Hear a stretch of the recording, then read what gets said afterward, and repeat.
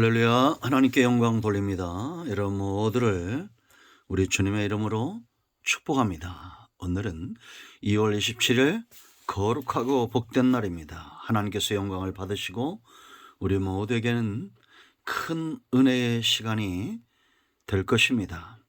주일 예배를 사모하시고 성전을 찾아 예배하시고 부득불 못 나오시는 분들은 영상을 통해서 말씀에 참여하시고 은혜를 나누는 귀한 시간 되기를 원합니다. 오늘 말씀은 요한복음 6장 1절부터 15절 말씀까지, 제목은 헌신을 요구하시다라는 겁니다. 한번 기도하겠습니다. 영광과 감사가 하나님께 있습니다. 온 마음으로 하나님을 사랑하며 예배합니다. 성전을 찾아 예배하고 영상을 통해서 예배하는 모든 주의 백성들을 하나님 기억하시고 축복하시며 하나님께는 영광이 되고 우리 모두에게는 회복의 시간이 되게 하옵소서. 오늘도 말씀하실 하나님을 찬양합니다. 종을 낮추시고 겸손하게 하시고 오직 말씀의 통로만 되게 하옵소서. 예수님의 이름으로 사모하며 기도합니다. 아멘.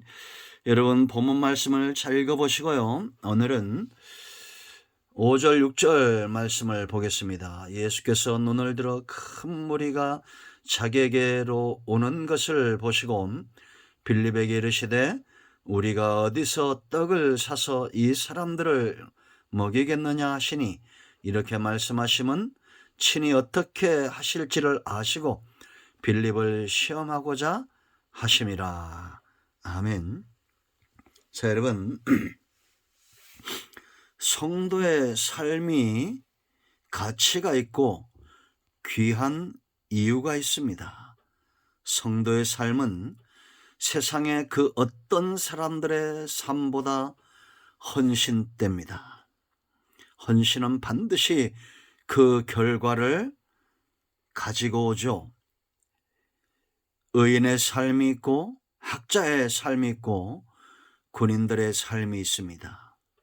한 나라의 지도자의 삶이 얼마나 귀하고 가치가 있는 것인가를 우리는 러시아와 우크라이나의 사태를 보고 알 수가 있습니다. 잘못된 한 지도자가 전쟁을 일으키고 수많은 사람들이 죽습니다. 우리 주님의 삶은 자신이 죽으시고 세상의 생명을 가져오는 그런 삶이었다라는 겁니다. 여러분, 이 시대에 한 나라의 대통령보다도 귀한 삶은 바로 이런 예수님을 닮아가는 성도의 삶입니다. 여러분, 오늘 1절로 15절은 우리가 잘 아는 오병이의 기적을 다루고 있습니다. 우리가 숱하게 들어왔죠. 빌립의 삶이 여기 보이고 안드레의 삶이 보이고 한 아이의 삶이 보입니다. 그러나 우리는 핵심을 놓쳐서는 안 됩니다. 빌립의 실수, 안드레의 실수, 또 이 아이의 헌신이 있습니다. 우리는 이 모든 것들을 본 자들입니다. 들은 자들입니다.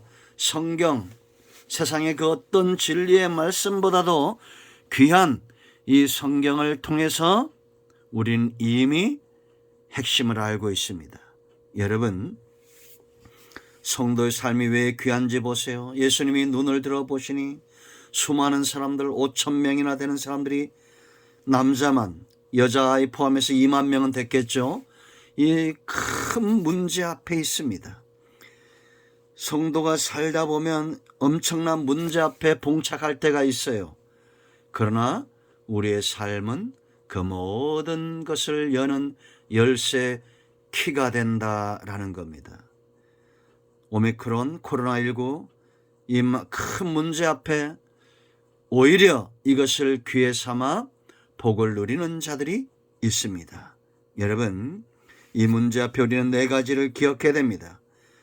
이것이 은혜가 되고 우리가 오히려 이 문제를 딛고 일어나 우리의 믿음이 더 깊어지고 우리의 삶이 더 당당해지고 하나님을 우리 삶 가운데 주권으로 모시고 있는 이 삶이 더 견고해지기 위해서 이 헌신된 삶 앞에 네 가지를 기억하십시오. 첫째는 문제보다 더 큰 은혜를 기억해야 됩니다.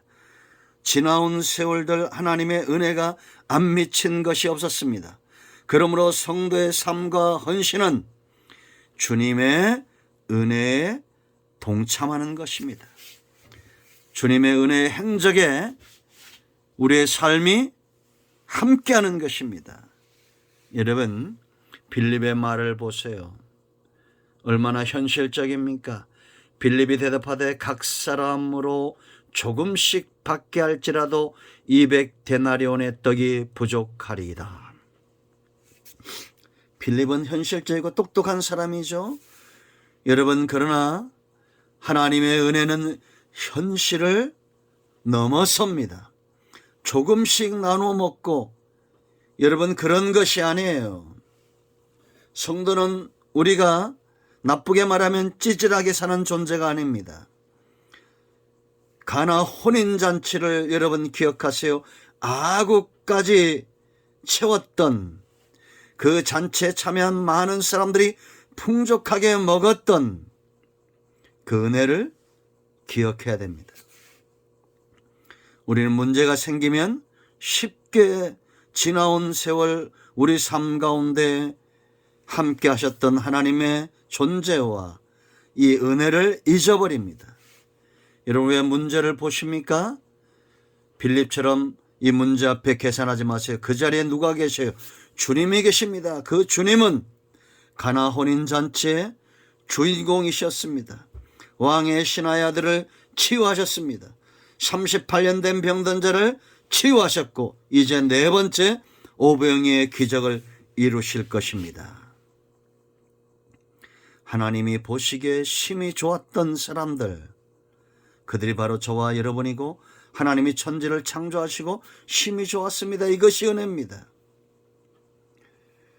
우리는 아구까지 채울 수 있는 그런 기회를 부여받은 자들입니다. 기억하십시오. 문제 앞에서 기억하십시오. 하나님의 은혜는 풍성하다라는 겁니다. 두 번째 우리가 기억할 것이 있어요. 이 문제는 시험이다라는 겁니다. 그러므로 성도의 헌신과 삶은 하나님이 내주시는 시험지에 답을 쓰는 것처럼 그렇게 살아야 됩니다. 성도의 헌신, 성도의 행동은 예수님이 치르시는 답이다, 이렇게 보시면 돼요. 악의적인 시험이 아닙니다. 주님은 지금 이 오병이의 기적보다도 제자들, 빌립, 안드레뿐만 아니라 나머지 제자들을 더 성장시키고 믿음 위에 세우시기 위해서 이 오병이의 기적을 행하실 거예요. 그러면 이 문제 앞에 우리는 답을 써야겠죠. 안드레 보세요, 여러분. 이 아이가 보리떡 5개와 물고기 2마리를 가지고 있나이다. 그러나 이것이 이 많은 사람에게 얼마나 되겠사옵나이까? 잘못된 답입니다. 오답입니다.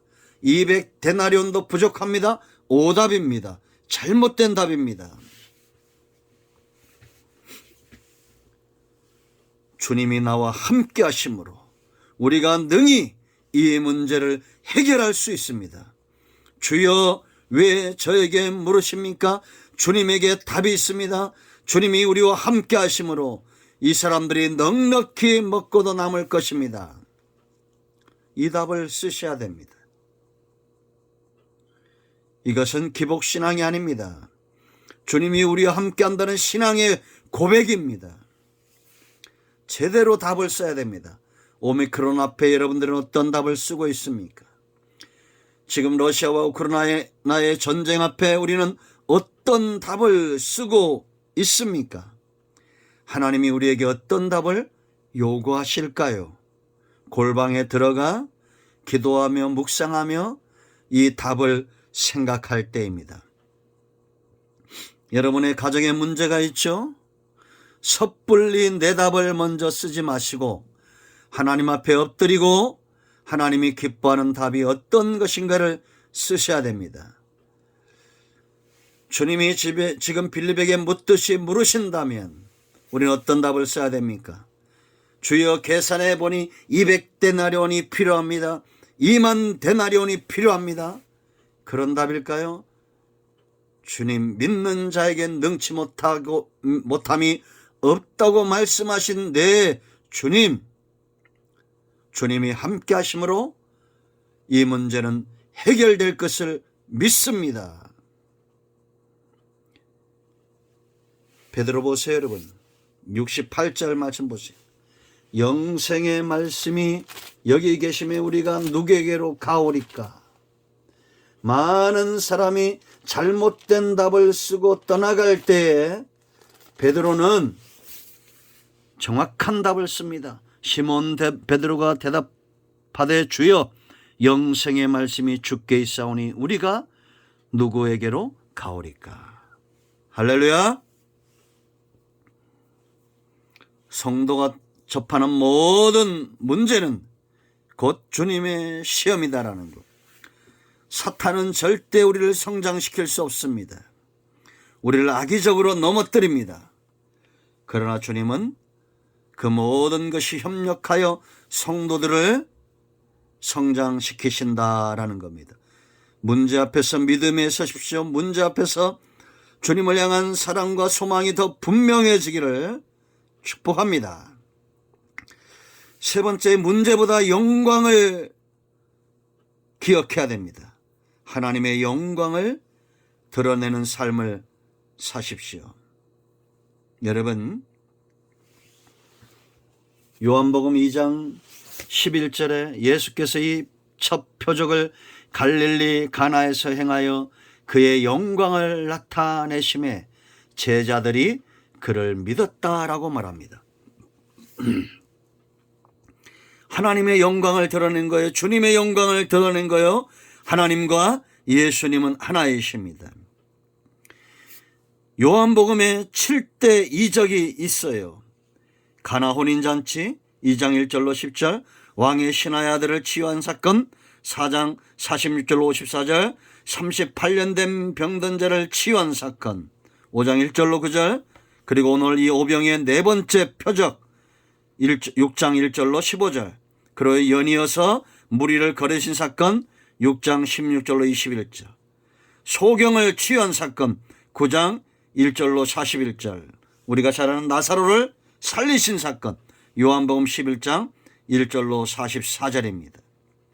이 표적들을 기록하신 이유, 이 표적을 행하신 이유, 예수님의 신성, 예수님의 하나님 되심을 나타낸 사건입니다.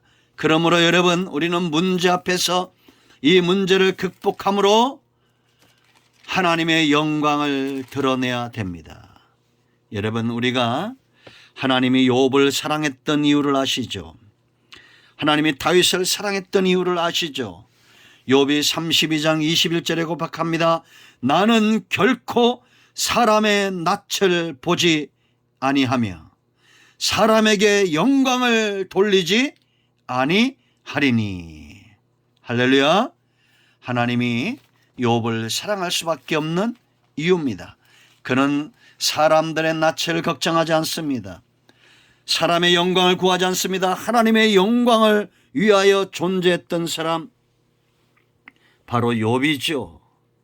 여러분, 제가 읽으며 가슴이 뛰었던 성경의 수많은 곳 중에 가장 중요한 것들 중에 하나가 바로 사무엘상 17장 45절로 47절입니다. 골리앗 앞에 선 다윗의 고백이요, 제가 수없이 말했습니다. 그런 말할 때마다, 설교할 때마다 가슴이 뛰죠. 다윗이 블레셋 사람에게 이르되 너는 칼과 창과 단창으로 내게 나오거니와 나는 만군의 여호와의 이름 곧 네가 모욕하는 이스라엘 군대 하나님의 이름으로 네게 나아가노라. 여러분, 하나님의 영광을 드러내고 있어요.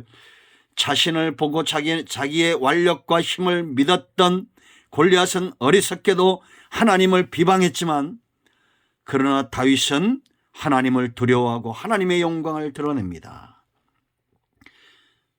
17장 46절, 오늘 여호와께서 너를 내 손에 넘기시리니 내가 너를 쳐서 네 목을 베고 블레셋 군대의 시체를 오늘 공중의 새와 땅의 들짐승에게 주어 온 땅으로 이스라엘의 하나님이 계신 줄 알게 하겠고, 또 여호와의 구원하심이 칼과 창에 있지 아니함을 이 무리에게 알게 하리라. 전쟁은 여호와께 속한 것인즉 그가 너희를 우리 손에 넘기실 것이다. 문제 앞에서 하나님의 영광을 드러내는 사람은 하나님이 승리를 자기에게 줄 것을 믿는 자예요. 내가 이 문제 앞에 승리하고 내가 골리앗의 목을 칠 때 하나님이 영광을 받으신다는 사실을 믿는 자들입니다. 여러분, 문제 앞에 도망가지 마세요. 주저앉지 마세요. 골리앗의 목을 치듯이 문제의 목을 쳐버리세요. 하나님이 여러분들에게 승리를 주셔야 하나님의 영광이 드러날 것입니다. 여러분, 이 오병이의 사건, 주님은 하나님의 영광을 드러내고 예수님의 메시아됨과 예수님 안에 복음이 있음을 드러내는 영광의 기회로 삼으셨다라는 겁니다. 그러므로 여러분, 문제가 클수록 영광이 크다는 걸 아셔야 됩니다. 골리앗이 없었으면 어떻게 다윗이 이스라엘의 성군으로 등용되는 그런 기회가 있었겠습니까? 하나님은 대적들 앞에 영광을 크게 받으시는 분이에요. 홍해가 갈라져야 하나님의 영광이 드러나는 것입니다. 골리앗의 목이 꺾이고 블레셋이 망해야 당대 가장 큰 나라 아닙니까? 그 나라가 망해야 하나님의 영광이 드러내는 거예요. 여러분, 하나님은 하나님 자신의 영광을 위하여 저와 여러분에게 승리를 안겨주실 것입니다. 그러므로 러시아를 두려워하지 마세요. 중국을 두려워하지도 말고 미국을 걱정하지도 마세요. 주한 미군이 우리나라에 떠날까 봐 불안해하지 마세요. 있다고 안심하지도 마세요. 하나님 편에 선 자들이 되어야 됩니다. 대통령 잘 뽑아야 이 나라가 잘 된다고요? 아니요. 하나님을 두려워하는 자들을 뽑으세요. 그리고 하나님 외에는 두려워하지 마세요. 하나님의 영광을 위하여 이 땅에 큰 문제가 일어나고 있습니다. 이단과 우상과 무당들이 일어나고 있고 오미크론과 전쟁과 기근의 소식들이 들려옵니다. 문제가 자꾸 커지고 있습니다. 걱정하지 마세요. 하나님은 영광을 빼앗기지 않을 것입니다. 네 번째, 이 문제를 구원의 기회, 복음의 기회로 삼으세요. 우리의 헌신이 이만큼 중요합니다.